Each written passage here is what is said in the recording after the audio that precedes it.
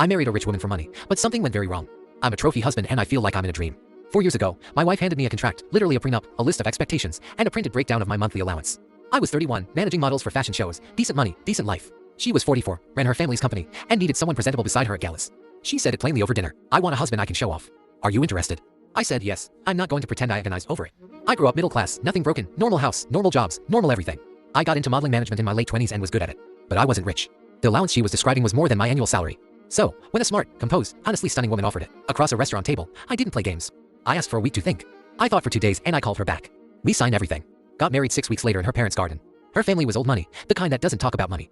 And they looked me over at first, like furniture being considered for the foyer, but I was polite, presentable, and I didn't embarrass anyone. By the end of the weekend, her father shook my hand and said I had a good face. High praise. Apparently, the first few months were exactly what I expected. Events, galas, charity dinners, good suits, bright smiles, small talk about things I only half understood. She was effortless at these things. She'd work a room in 20 minutes, know everyone's name, their company, their soft spot. I watched and learned. She never made me feel stupid for not knowing something. That was the first thing I actually liked about her. Back home, I had a trainer, a driver, chef on staff. I should have been completely content. Instead, I was bored within 3 months. The shopping got old fast. There are only so many watches before the thrill flattens. I started wandering into the kitchen just to have somewhere to be. The chef didn't mind me hanging around. I started watching, then asking questions and cooking beside him. He taught me stocks, sauces, how to break down a chicken, regional Italian, French technique. One week, we went deep on Moroccan spice blends, and I didn't leave the kitchen for 4 days. My wife came home to find me absorbed in a tagine situation and looked at me. I'd grown a second head. She sat at the kitchen island and watched. Then she asked if she could try it. I gave her a spoon. She was quiet for a moment. Then, that's the best thing I've eaten in this house in 6 years. That became our arrangement. She worked. I cooked. She'd come home tired, and I'd have something on the stove, and we'd eat at the kitchen island instead of the formal dining room nobody actually liked. We started really talking. She told me about her day, the negotiations, the difficult people. I didn't have advice, but I listened and asked decent questions. And she seemed to need that more than she needed answers. I learned her mind. Strategic and sometimes cold in business. Completely different. Alone. Dry humor. Self-aware. A little lonely in ways she'd never say out loud. Then the pandemic hit, and she stopped traveling. Just home every day in the kitchen while I experimented on the couch with the laptop while I watched cooking documentaries. We got a dog because she saw one at a neighbor's and looked at it too long. She started sleeping in on Saturdays. She was not a woman who slept in. That was how I knew something had shifted. One night after dinner, she looked at me and said, "You cook like you love me." I laughed. She didn't. She held my eyes for a second and then looked back down at her glass. I thought about it for days. I started noticing things. How she'd find me before she did anything else when she got home. How she laughed differently around me, loose, real,